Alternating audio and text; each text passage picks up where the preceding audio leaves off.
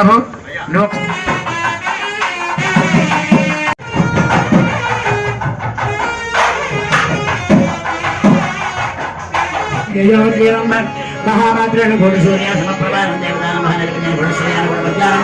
విశేషమైనటువంటి కార్యక్రమంలో ఆ స్వామివారి మూలమంత్రంతో హవనం జరుగుతోంది. చక్కగా విశేషమైనటువంటి హవనం పూర్తవగానే కుడుములతో కూడినటువంటి పూర్ణావతి ద్రవ్యాలని స్వామివారికి సమర్పిస్తాం. మనం ఆ కుడుములు మనం అగ్నిహోత్రంలో వేస్తే ఆయనకి చెందుతాయా అంటే ముమ్మాటికి కూడా వర్షదేవినాయక స్వామి వారికి అందుతాయి. ఎందుచేత అందుతాయి అంటే మనకి ఆ శచీదేవితో కూడుకున్నటువంటి వారు ఉండి స్వహాదేవితో కూడుకున్నటువంటి వారు ఉండి అగ్నిహోత్రుడు మనం వేసిన ప్రతి ద్రవ్య దానిలో భాగంగా మనం ఏ కార్యక్రమం చేసినా ఏమి తలపెట్టినా కూడా ముందుగా ఆ యొక్క వరసిద్ధి వినాయక స్వామి వారిని స్మరించుకుంటాం. గణపతిగా గాని వినాయకుడిగా గాని విఘ్నేశ్వరుడుగా గాని వారి నామధేయాల్లో ఏదో ఒక నామధేయాన్ని మనం చక్కగా తీసుకుని విశేషమైనటువంటి యొక్క కార్యక్రమాన్ని మనం దిగ్విజయంగా చేసుకుంటూ ఉంటాం. దానిలో భాగంగా ఇవాళ స్వామి యొక్క వైభవపేతమైనటువంటి యొక్క కార్యక్రమంలో కొద్ది నిమిషాలలో మనకి నాన్న అక్కడ మైకి వాళ్ళు పనిచేసేవాడి అన్నసమానాన్ని మైకి ఇచ్చండి అన్న. ఉమామేశ్వరుడు అన్నసమానాన్ని మైకి మీరు మాట్లాడుకోవచ్చు. పట్టండి. ఓం లంబోదరాయ నమః ధూమ్రవర్ణాయ నమః వికటాయ నమః విఘ్ననాయకాయ నమః సుముఖాయ నమః దుర్ముఖాయ నమః ముద్దాయ నమః విఘ్నరాజాయ నమః గజనాయకాయ నమః భీమాయ నమః ప్రమాదాయ నమః ప్రమోదాయ నమః ఆమోదాయ నమః ఆమోదాయ గణేష్ మహారాజ్ కే గణేష్ మహారాజ్ కే గణేష్ మహారాజ్ కే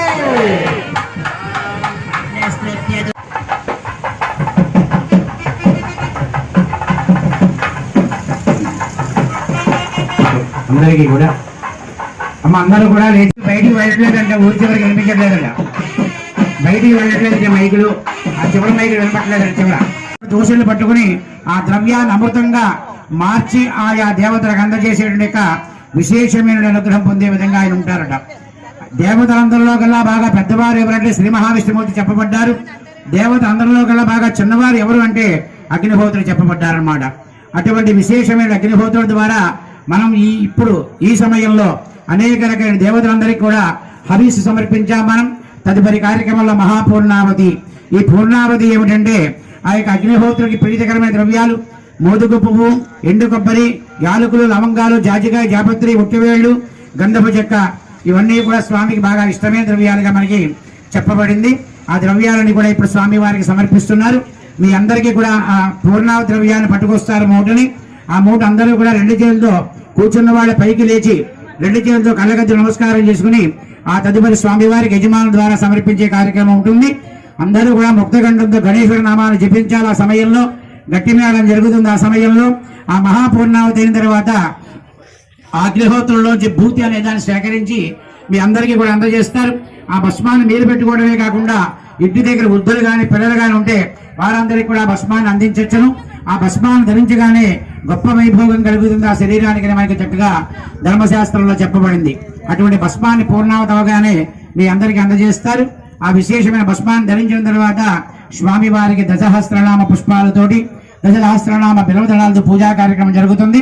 ఈ మధ్య కాలంలో మనకి మధ్యనే చక్కగా మనకి గ్రామంలో వ్యాఖ్యాంతం భరతాదివిః పరివ్రతం రామం భజేస్యేమలం చక్కగా విశేష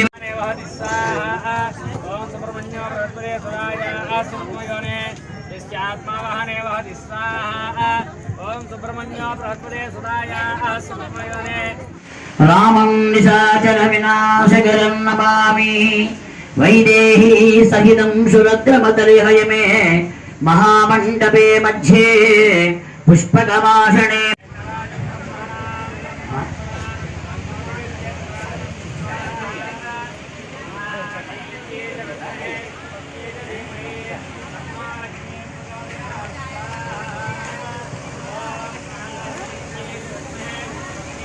నక్కదుండాయ విద్మహే శతగన్నాయ ధీమహి తన్నో దండి ప్రచోదయాత్ స్వాహా. భక్త మహాశయులకు విజ్ఞప్తి,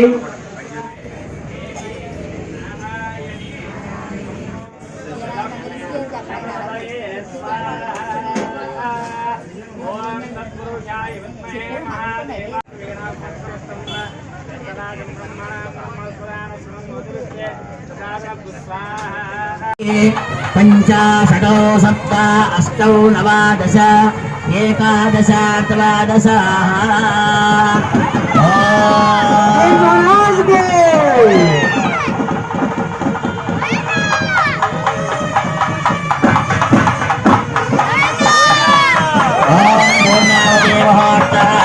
सममुहूर्तस्तु सुमुहूर्तकालेषु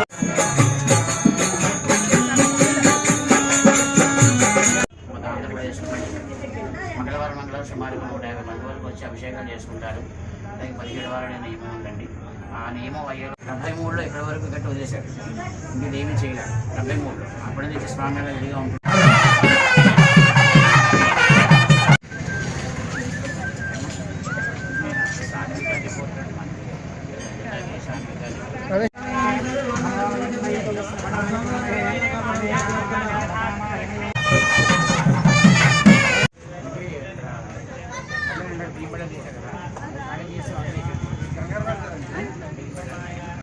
అందరికి పడాలి వేసేసి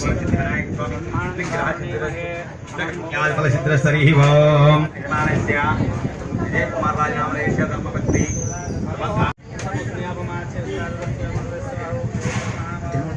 త్రిమూర్తులు